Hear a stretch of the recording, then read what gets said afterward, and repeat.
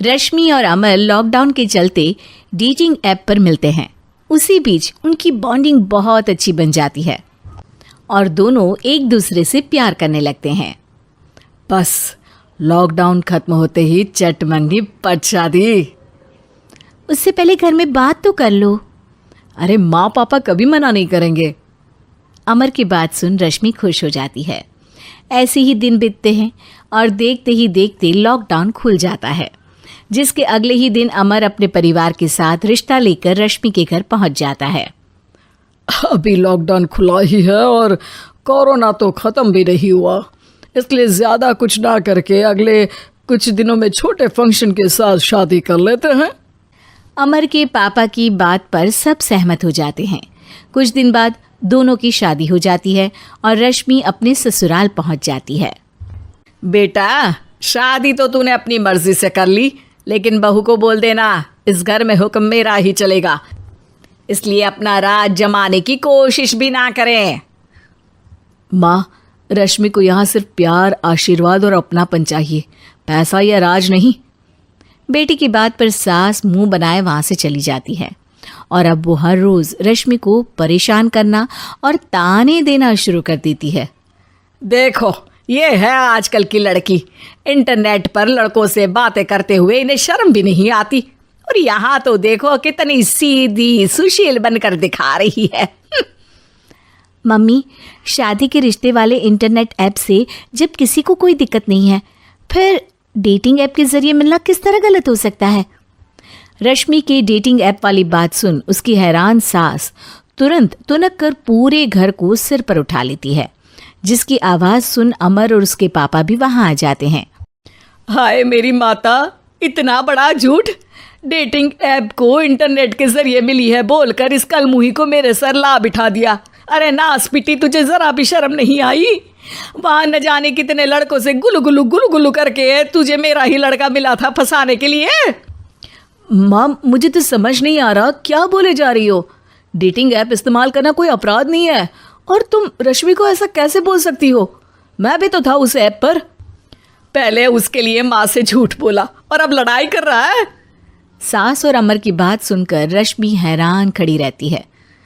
अमर, तुमने घर में झूठ क्यों बोला? ये सब देख रही हो ना, इसी की वजह से झूठ बोलना पड़ा।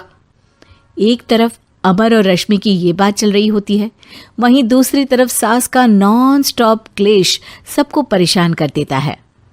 सब एकदम चुप, जो हुआ सो हुआ, अब मुझे कुछ ना सुनाई दे।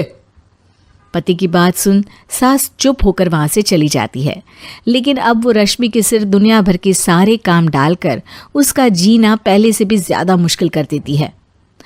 मम्मी, मैं आपका गुस्सा समझ सकती हूँ, आपको जो करना है कर लीजिए, मैं कभी कुछ नहीं बोलूँगी।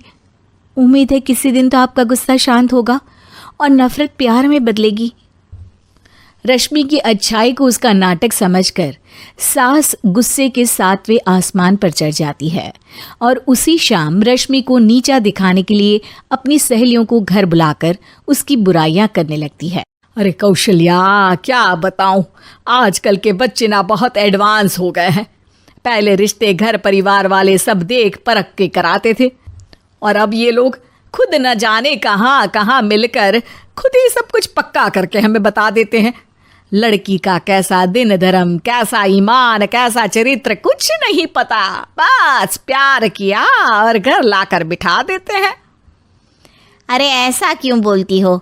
आजकल बच्चे अपने आप में बहुत समझदार हो गए हैं, और फिर पूरी जिंदगी तो उन दोनों को ही साथ निभानी है। अपनी पसंद से शादी कर भी ले तो क्या दिक्कत? तू ही देख ले, पहले इतना अच्छा बेटा और अब सोने पर सुहागे जैसी सर्वगुण संपन्न बहू। और पता है, अभी कुछ दिन पहले मेरी बेटी ने मुझे डेटिंग ऐप के बारे में बताया, जहाँ लड़का लड़की अपनी पसंद से अपने आप एक दूसरे को चुन लेते हैं, और फिर अगर सब सही रहता है तो बात आगे भी बढ़ जाती है। अरे इसमें इतना खुश होकर क्या बता रही हो? ये तो गलत है। न जाने कौन क्या है, कितना झूठ कितना सच है। अरे पर सोचो, जब तुम किसी के बताए रिश्ते को देखने जाते हो तो क्या एक ही बार देखने से सच झूठ का पता लगा सकती हो? ज़रूरी नहीं कि बच्चों का लिया फैसला हमेशा गलत हो।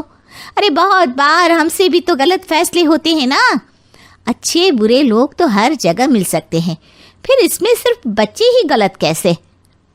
सहेलियों की बात सुन सास सोच में पड़ जाती है और इसी तरह कुछ दिन बीत जाते हैं, जिसमें ना तो वो रश्मि को परेशान करती है और ना ही कोई ताना सुनाती है, जिसे देख रश्मि परेशान हो जाती है। मम्मी, आपकी तबीयत तो ठीक है ना? कुछ दिनों से देख रही हूँ आप मुझे कुछ बोलती ही नहीं। तो मेरा परेशान करना ज्यादा अच्छा लगता है क्या?